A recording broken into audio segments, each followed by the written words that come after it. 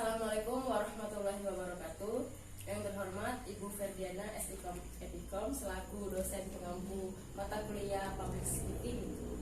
Perkenalkan, nama saya Dinda Filani, NIM 2033920, Prodi Ilmu Komunikasi semester 6.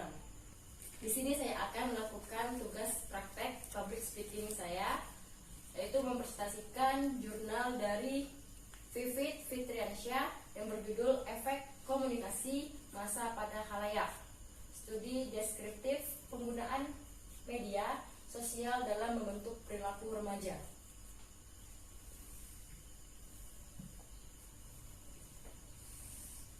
Isi jurnal yang saya ambil, yang pertama yaitu pendahuluan, kedua metodologi penelitian, ketiga hasil dan pembahasan, dan yang keempat kesimpulan. Pendahuluan. Peran media massa dalam menciptakan budaya di masyarakat kini tidak dapat dihindari lagi. Kemajuan media komunikasi saat ini sangat memberikan pengaruh terhadap masyarakat, baik terhadap pemikiran maupun pola hidup.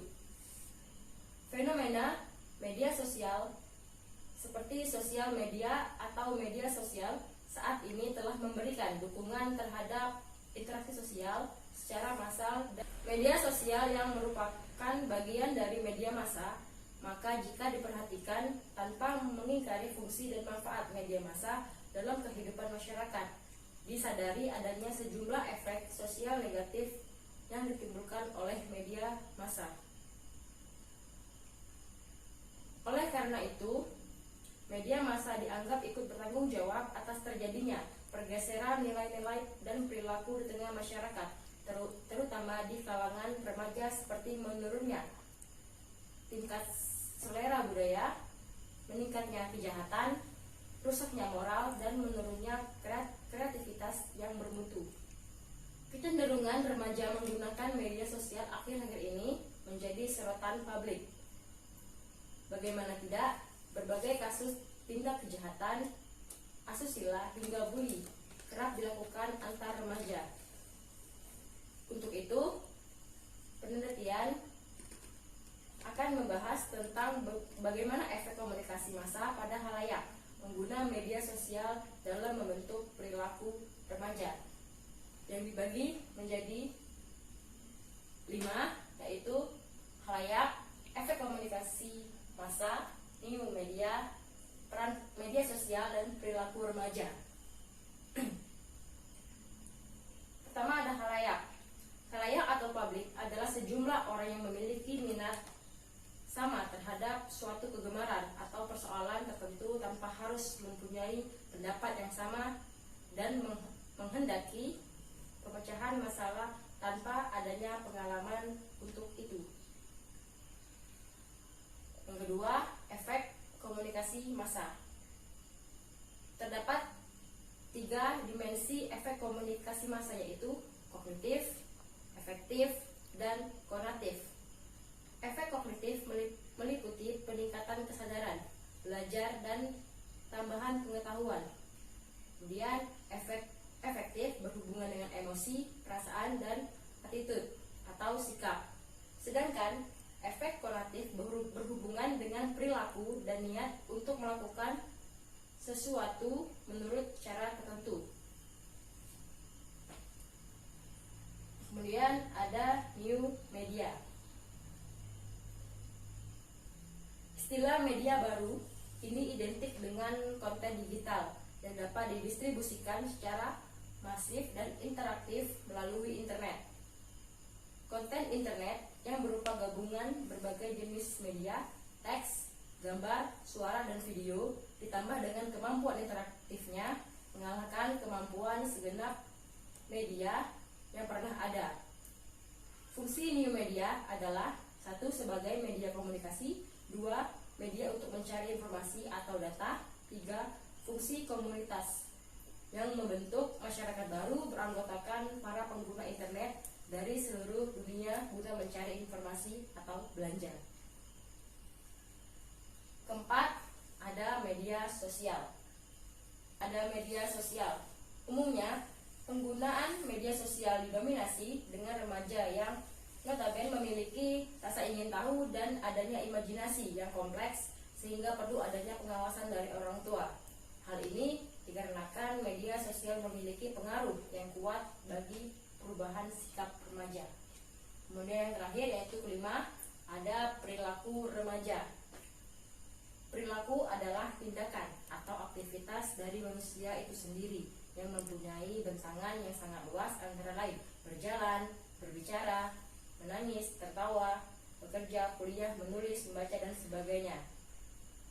Dan dapat disimpulkan bahwa yang dimaksud dengan perilaku manusia adalah semua kegiatan atau aktivitas manusia, baik yang diamati langsung maupun yang tidak dapat diamati oleh pihak luar, menurut Noto Atmojo 2003.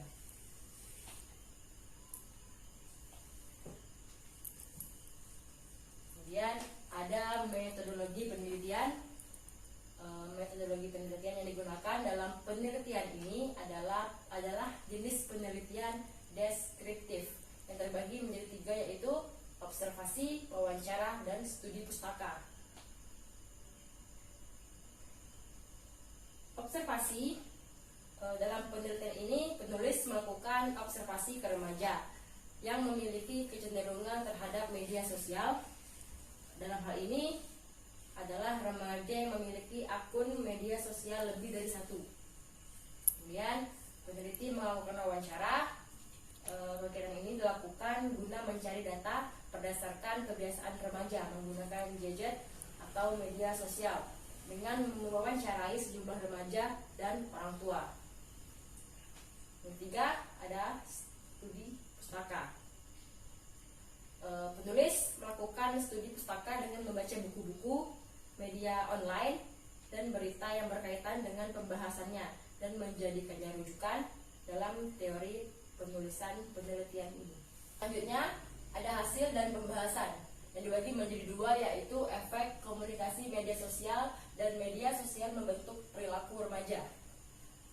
Penjelasan dari efek komunikasi media sosial, yaitu Indonesia merupakan salah satu negara yang memiliki jumlah pengguna media sosial terbesar di dunia.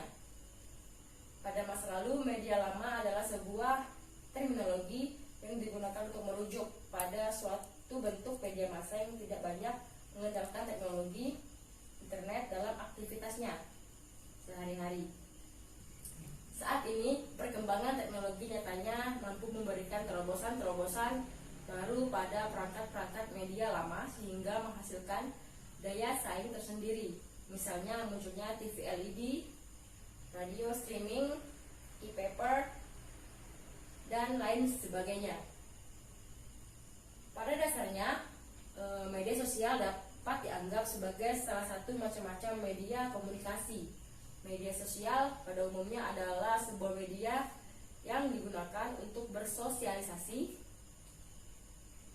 antar penggunanya. Seseorang dapat memahami media sosial dengan lebih jelas dengan cara mengetahui ciri-ciri media sosial itu sendiri atau memperdalaminya melalui pemahaman pengertian media sosial menurut para ahli. Selanjutnya, media sosial membentuk perilaku remaja. Sebuah survei seperti dilansir laman Kids Help mengungkap sekitar 90% remaja telah menggunakan beberapa bentuk media sosial dan 75% memiliki profil di situs di jaring sosial.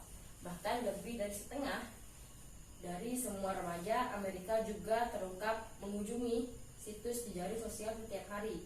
Angka-angka ini jauh dari beberapa tahun yang lalu. Namun, masih dilansir dari situs Kids Help, tetap tak bisa diabaikan. Media sosial juga memiliki dampak buruk yang mampu merubah perilaku remaja jika tak dimanfaatkan secara bijak.